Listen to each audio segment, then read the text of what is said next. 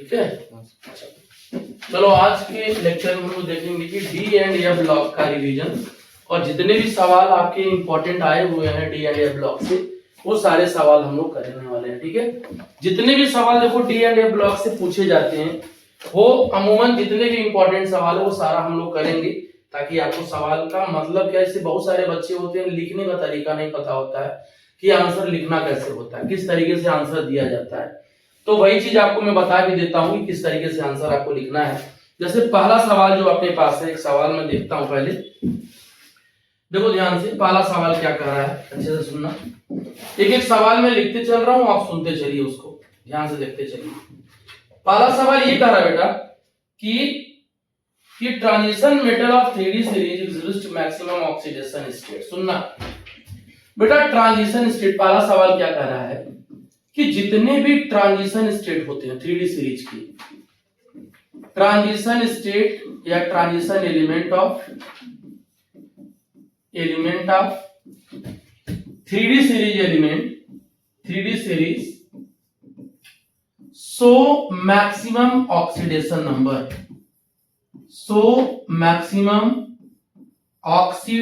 Number, ऐसा क्यों बोल रहा है इसके बारे में देखना है। तो सबसे पहले मैं आपको कॉन्सेप्ट बताता हूं, कॉन्सेप्ट जान लो फिर आंसर लिखना। मैं पहले इसका कॉन्सेप्ट समझा देता हूं ताकि आपका रिवीजन अच्छे से हो जाए। देखना ध्यान से बेटा, जो जनरल इलेक्ट्रॉनिक, देखो कॉन्सेप्ट में समझा रहा हूं, आंसर तो आपको लिखने का तरीका मैं बता दूंगा कैसे है। सबसे पहले बेटा क्या होता है डी ब्लॉक एलिमेंट का जो जनरल इलेक्ट्रॉनिक कॉन्फ़िगरेशन होता है, आपको अच्छे से पता है कि क्या होता है, n-1 d 1 to 10 NaS 0 to 2 होता है। ध्यान देना, एक ऐसा एलिमेंट होता है जिसका 0 होता है, बाकी किसी का 0 नहीं होता है। अब सुनना ध्यान से, अगर आप 3D सीरीज ले रहे हो, 3D सीरीज एलिमेंट ले रहे हो बेटा, तो बेटा 3D सीरीज एलिमेंट में क्या होगा, ये n की वैल्यू 4 हो जाएगी, 4s 0 to 2, और 4s सिर्फ आपको यहां मिलेगा 1 to 2, और ये आपका हो जाएगा 3D 1 to 10। बात समझ में आ गया। तो बेटा इनकी और इनके बीच में एनर्जी का डिफरेंस बहुत कम होता है, इनके बीच में वेरी लेस एनर्जी डिफरेंस। इतनी बात समझ में आ गई। बस आप कॉन्सेप्ट पहले समझ लो, तब आंसर सीधे लिखना सिखाऊंगा। अब ये कहा क्या रहा बेटा कि इन दोनों के बीच में 3D और 4s की एनर्जी डिफरेंस कम होता है, तो ऑक्सीडेशन नंबर बेटा दो तरीके से शो किया जाता है। ध्यान देना, एक ऑक्सीडेशन नंबर कैसे शो किया जाता है, ध्यान देना। पहला कह रहा है कि मिनिमम ऑक्सीडेशन नंबर, और एक बेटा होता है मैक्सिमम ऑक्सीडेशन नंबर। बेटा मिनिमम ऑक्सीडेशन नंबर किस पे डिपेंड करता है, ये किस पे डिपेंड करता है, depend upon the NaS electron. ठीक, S में कितने इलेक्ट्रॉन होते हैं उसके ऊपर डिपेंड करता है मिनिमम ऑक्सीडेशन नंबर। तो मैक्सिमम तो 2 ही इलेक्ट्रॉन होते हैं ना, तो मिनिमम ऑक्सीडेशन नंबर क्या हो जाएगा बेटा, ये +2 हो जाएगा। क्या हो जाएगा, +2 हो जाएगा। और मैक्सिमम कहां डिपेंड करता है, याद रखना, number of unpaired electron in n-1 d and plus NaS electron, दोनों को जोड़ना होता है।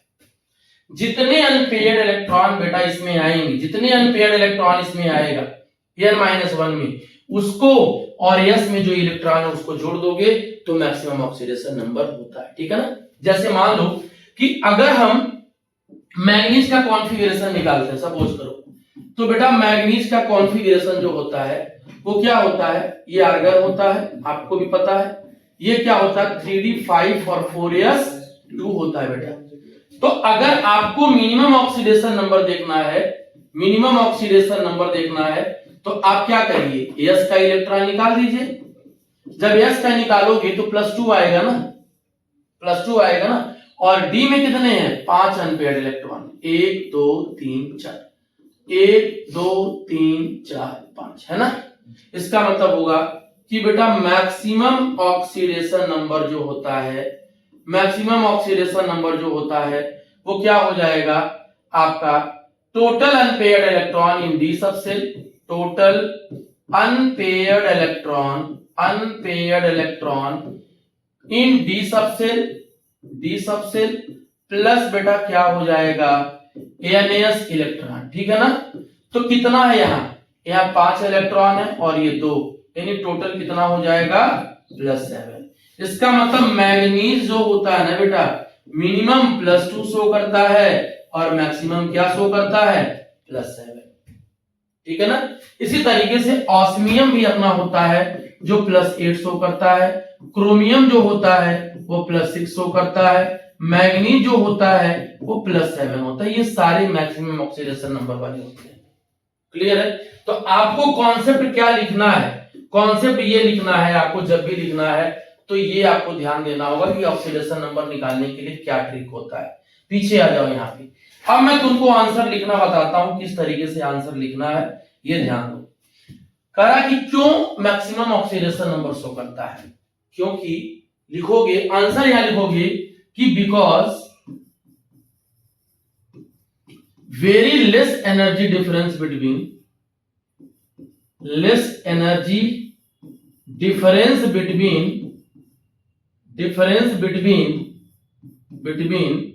n-1d एंड NaS इलेक्ट्रॉन, ठीक है, वो भी 3D में, मतलब 3D और 4s में एनर्जी का डिफरेंस बहुत कम होता है, तो वो मैक्सिमम ऑक्सीडेशन नंबर शो करता है। क्लियर है ना। तो ये आपको ध्यान देना है। अब इसके बाद पूछता है कि कितने ट्रांजिशन एलिमेंट आपके 3D सीरीज में होते हैं। तो याद रखना बेटा ट्रांजिशन डी ब्लॉक एलिमेंट की बात अलग होती है, ट्रांजिशन एलिमेंट की बात अलग होती है।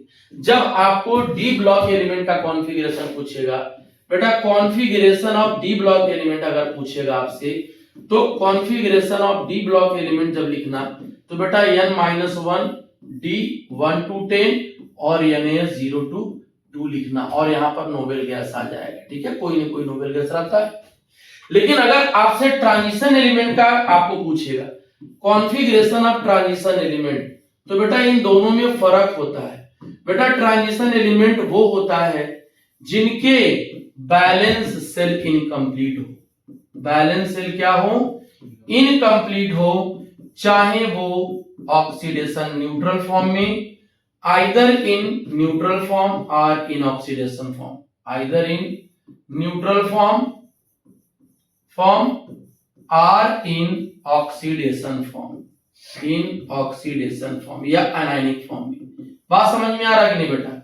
अब सुनो ध्यान से, तो याद रखना n-1 d 1 to 9 होना चाहिए और NaS 2 होगा। जैसे आप जब पूछेगा तो स्कैंडियम से जिंक तक, स्कैंडियम से, और इट्रियम से कहां तक कैडमियम से, लैंथेनम से ला हफ्तार कहां तक Hg तक। बेटा ये आपका 3D10 होता है, ये आपका 4D10 होता है और ये आपका 5D10 होता है। बोलो क्लियर हो गया। तो जिनके कॉन्फ़िगरेशन D1 से D9 हो जाए वही ट्रांजिशन होता है। इसका मतलब क्या होगा, इस सवाल अभी मैं बताता हूं आपको कि स्यूडो ट्रांजिशन एलिमेंट कौन होगा। स्यूडो ट्रांजिशन एलिमेंट उसे कहते हैं जो ट्रांजिशन ग्रुप में रहता है लेकिन ट्रांजिशन की तरह प्रॉपर्टी शो नहीं करता है, ठीक है। तो उसे कौन कौन सा होगा बेटा, वहां पे होगा आपका जिंक, वहां पे होगा आपका कैडमियम, वहां पे होगा आपका Hg, क्योंकि ये आपका 3D10 है बेटा, ये आपका 4D10 है और ये आपका 5D10। तो जब पूरा का पूरा भरा होता है तो वो ट्रांजिशन एलिमेंट नहीं होता है, वो स्यूडो ट्रांजिशन एलिमेंट होता है। इसीलिए इन तीनों की प्रॉपर्टी भी अलग होती है, ये स्यूडो ट्रांजिशन एलिमेंट भी कहलाते हैं। तो एक सवाल यहां से आ जाएगा। एक सवाल और पूछा हुआ है कि why zinc, cadmium and Hg have low melting point. तो आपको पहले मैं आंसर बता देता हूं क्या लिखना, तब आपको कॉन्सेप्ट बताता हूं बाद में। इसका सीधे आंसर लिखना बेटा कि melting point directly proportional to number of unpaired electron, number of unpaired electron, and also directly proportional to metallic bond, metallic bond, and also directly proportional to बेटा bond strength. क्या हो जाएगा? बॉन्ड स्ट्रेंथ हो जाएगा. बोलो clear है कि नहीं क्लियर? इसका मतलब क्या हुआ कि इसके पास जब दिखाओगे तो लिखोगे आंसर में कि जिंक, कैडमियम और Hg ये आपका क्या होता है? 3d10 4s2 होता है. ये क्या होता है? 4d10 4s2 होता है. ये क्या होता है? 5d10 4s2 होता है. जब ये आयंस भी बना लेंगे तभी भी आपका Zn2 प्लस होगा, देन 3d10 होगा, तभी भी आपका Cd2 प्लस होगा, देन 4d10 होगा, एंड देन Hg पर 2 प्लस आ गया तो 5d10 हो जाएगा. क्या हो जाएगा? ये 5d10. तो इनके पास कोई अनपेयर्ड इलेक्ट्रॉन नहीं है. इनके पास क्या होगा? No unpaired electron is present. No unpaired electron is present. बेटा कोई भी अनपेयर्ड इलेक्ट्रॉन नहीं है. Then this is a soft metal and having low melting and boiling point. ठीक है? क्या लिखोगे? It is soft metal. लिख पाओगे ना अब answer? It is soft metal and having low melting point. बस खत्म बात. ये आपको कॉन्सेप्ट जरूर लिखना है. ये कॉन्सेप्ट लिखोगे तब आपको फायदा हो जाता है. ठीक है? कॉन्सेप्ट नहीं लिखोगे तो आपको फायदा नहीं मिलता है. समझ में आ गया? इसके बाद आ जाओ, इसके बाद आ जाओ. कोई दिक्कत इसमें? कर ऑक्सीडेशन नंबर ऑक्सीडेशन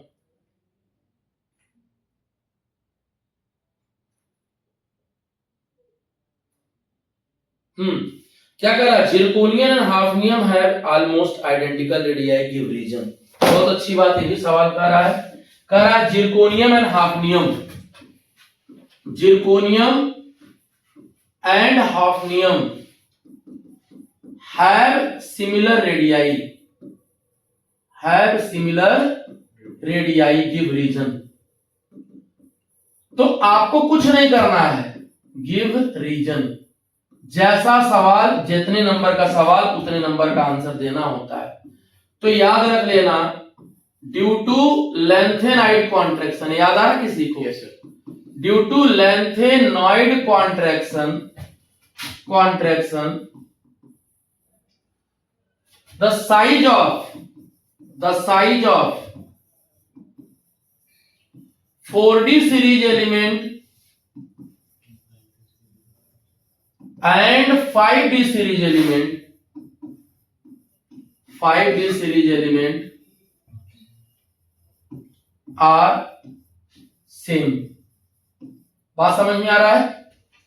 जैसे मान लो 3d 4d और 5d ये आपका है, और यहां पर क्या लिखा है? यहां पर लिखा है scandium, titanium, vanadium, chromium, manganese, iron, cobalt, nickel, copper, zinc. ठीक. और ये क्या है? यारी, जरा, निभाना, मौत तक, रुकावटें, राहें, पड़ी, अगर, एजी, कोई, कैडमियम, अगर कोई. ठीक है? ये क्या होता है? ला, हफ, ता, वरना, रमेश और इरशाद. अब सुनो, इतना ही तो छोड़ दो बेटा. कभी भी हम इनके अंदर सेम नहीं दिखाएंगे. यहां पे जब बात करोगे तो साइज बढ़ेगी. यहां पे कोई दिक्कत नहीं सोचना है, कुछ भी नहीं सोचना है, क्योंकि यहां पर कोई लेंथेनॉइड कॉन्ट्रैक्शन नहीं होता है. एफ आता ही नहीं इसके अंदर. एफ के अंदर वजह से पुअर शिल्डिंग इफेक्ट होती है, कॉन्ट्रैक्शन होता है. तो यहां पे जब जाओगे तो नॉर्मली तो साइज टॉप टू बॉटम क्या होना चाहिए? बढ़ना चाहिए ना. लेकिन एक्चुअली होता क्या है बेटा ना? होता ये है कि यहाँ पे साइज चेंज हो जाता है, और यही पूछा हुआ है आपसे. तो यहाँ पर साइज क्या हो जाएगा बेटा? नियरली सेम हो जाएगा. यहां सेम हो जाएगा. तो इसी को कहते हैं साइज सेम होता है ड्यू टू लेंथेनाइड कॉन्ट्रैक्शन.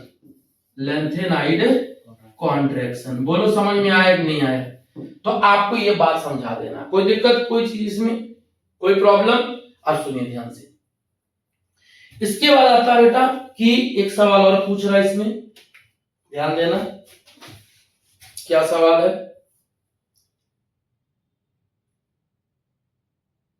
हाँ, तुमसे पूछेगा कलर नेचर। इससे सवाल जो लिमिटेड है ना, वो पूछेगा कलर नेचर।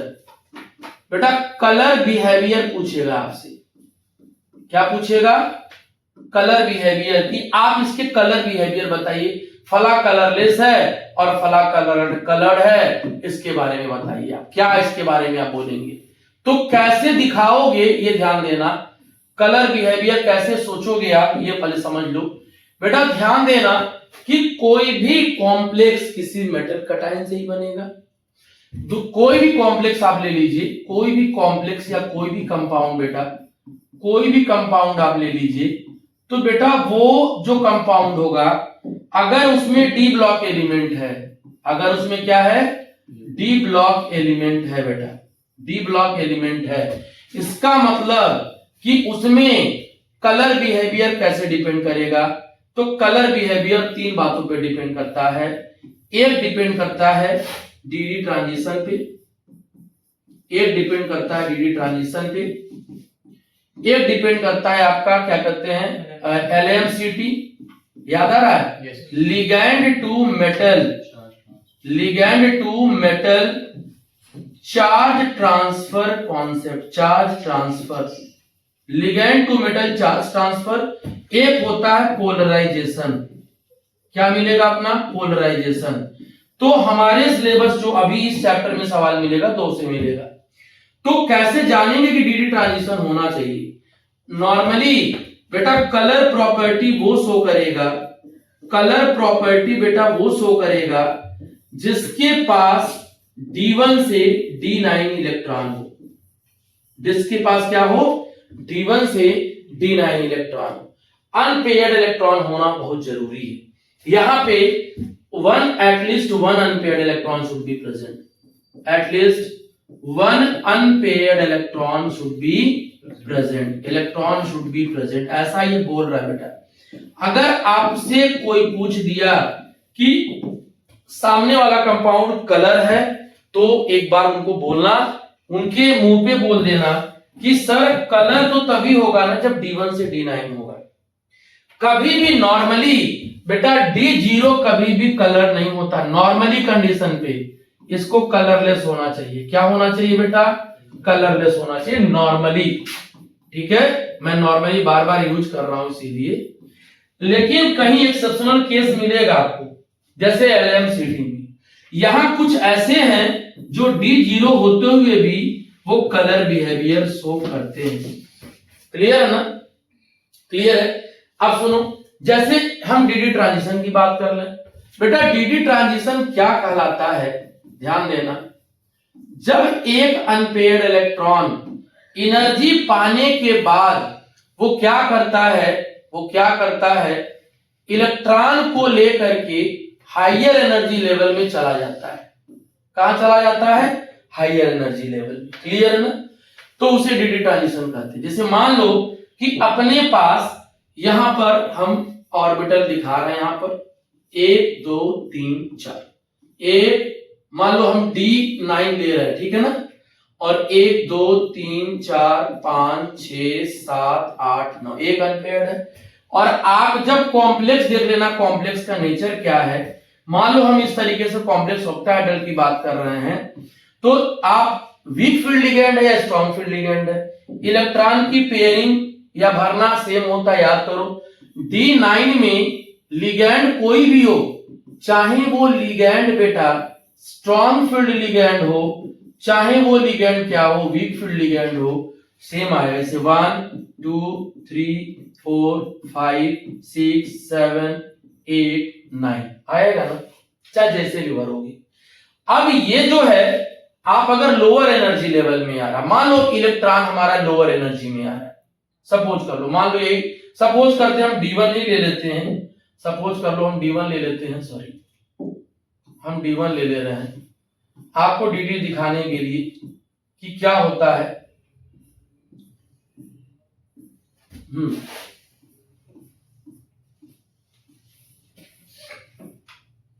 देखो मान लो ये तुम्हारा है 1 2 3 4, ये 1 है, मान लो यहां पर 1 है, आपने एक इलेक्ट्रॉन यहां भरा।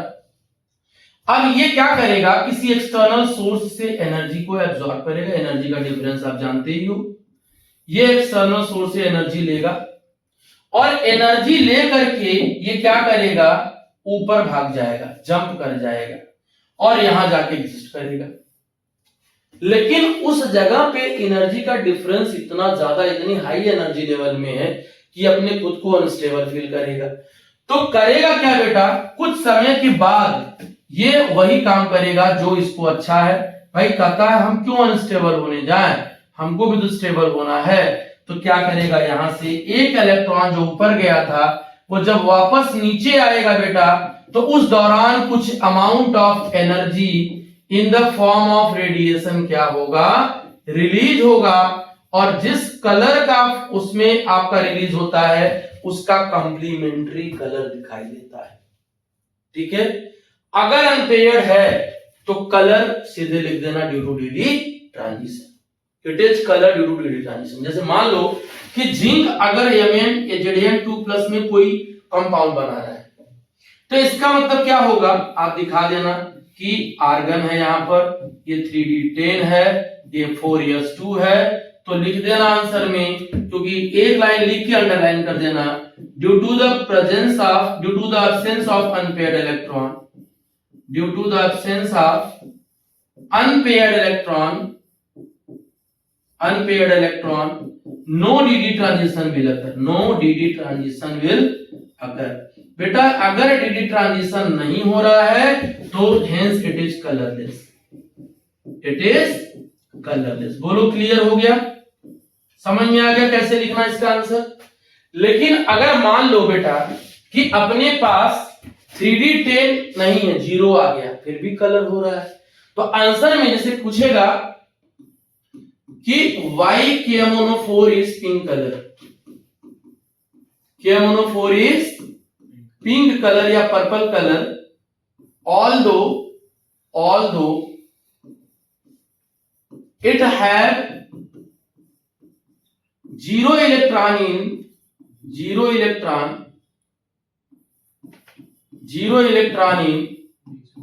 3D subshell. बात समझ में आ रहा है कि नहीं आ रहा है? तो आपको आंसर क्या लिखना है, सॉल्यूशन बहुत एग्जाम बहुत पूछा हुआ है ये, तो लिखना यहां पे बेटा कि पहले KMnO4 दिखाना है ऐसे, ये -2 दिखाना, ये +1 दिखाना, इस पे चार्ज +7 आ जाएगा। ठीक, और दिखाना कि जब हम कॉन्फ़िगरेशन निकालते हैं, क्या हो गया, जब हम कॉन्फ़िगरेशन निकालते हैं तो दिखाना इसमें कि आर्गन है और 3D 0 4s 0, यानी Mn जब +7 बना ले रहा है उसके पास चार्ज क्या है, 0 है। लेकिन ये क्या करता है, तो लिखना it is yellow colour, sorry it is purple colour, लिख लोगे ना। एक नंबर में बहुत लंबा नहीं लिखना है, due to concept of LMCT,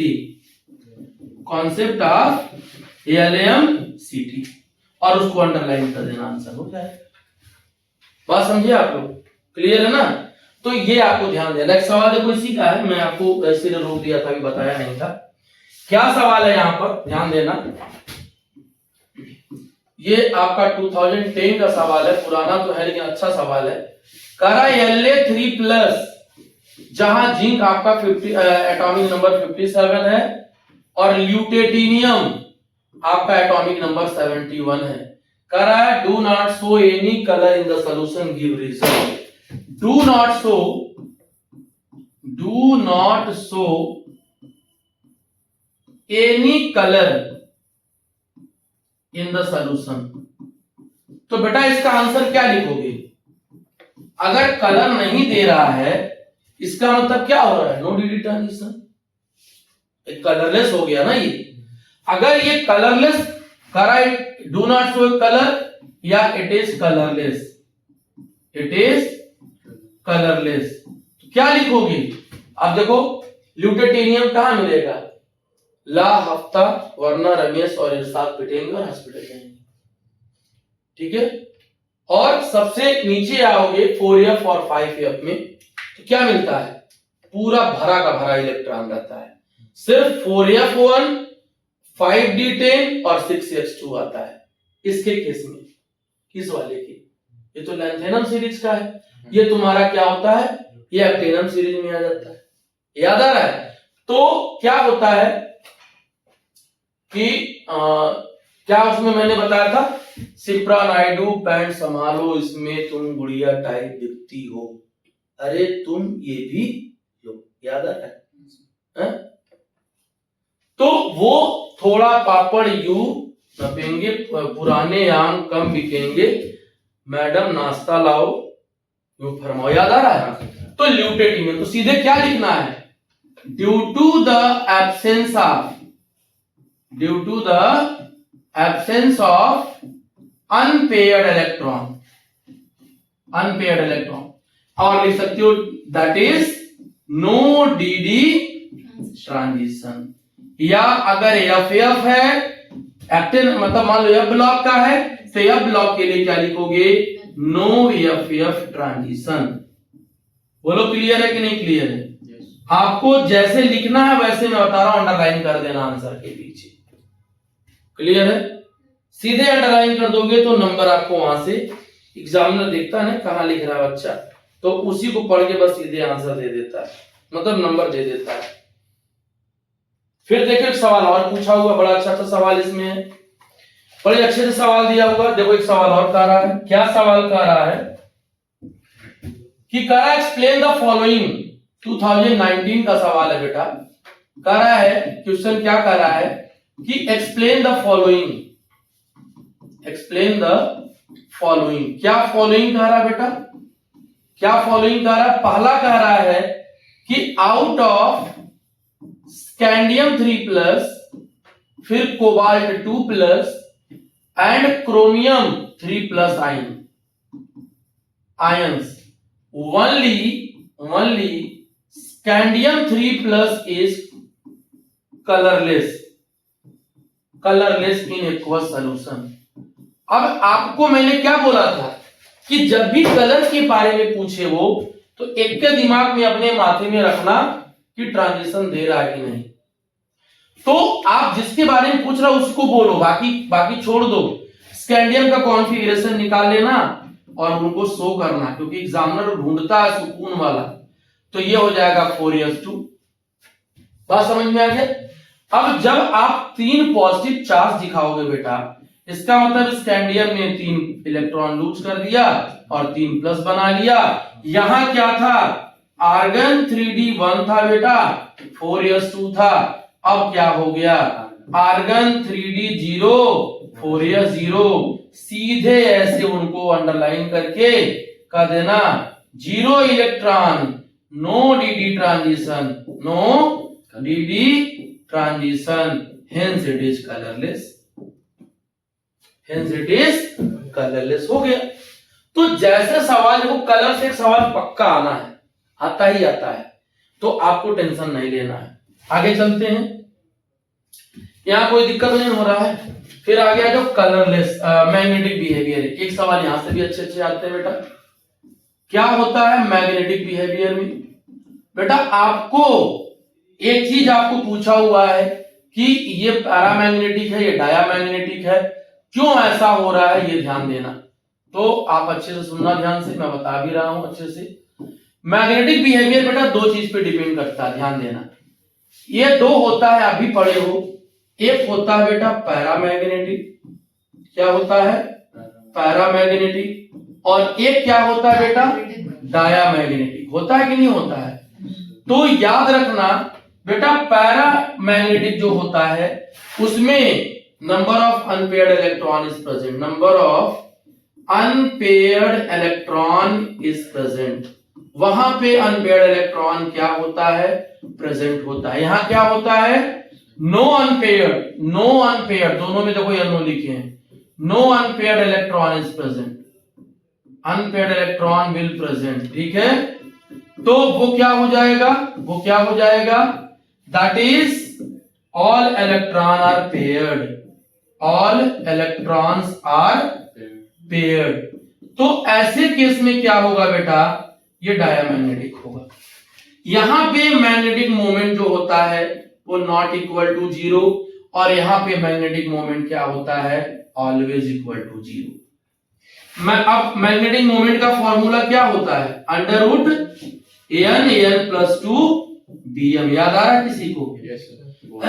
तो यहां पर क्या होता है, बोर मैग्नेटॉन यूनिट है बेटा। मैग्नेटिक मोमेंट जो होता है ना वो आपके n के डायरेक्टली होता है, या पैरामैग्नेटिज्म के डायरेक्टली होता है, पैरामैग्नेटिज्म के डायरेक्टली प्रोपोर्शनल होता है।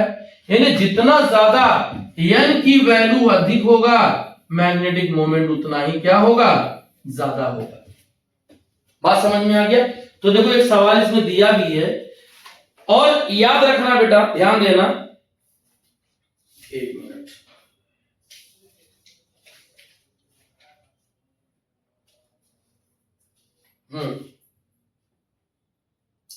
तो सीधे क्या करना, जिसके पास अनपेयर्ड कम वो लेस पैरामैग्नेटिक, जिसके पास अनपेयर्ड ज्यादा वो मोर पैरामैग्नेटिक। अब अगर किसी के कंपाउंड में कह रहा है कि एक सवाल जैसे मान लो कह रहा है कि एक एलिमेंट है Mn2 प्लस, Mn नहीं, कोई एलिमेंट M है जिसपे 2 प्लस चार्ज दिया है। क्या दिया है वो, 2 प्लस, क्या हो जा रहा है, 2 प्लस दिया बेटा, और कह रहा है कि magnetic moment is 1.73 bm। Find the number of unpaired electron, find the number of बेटा अनपेयर्ड इलेक्ट्रॉन।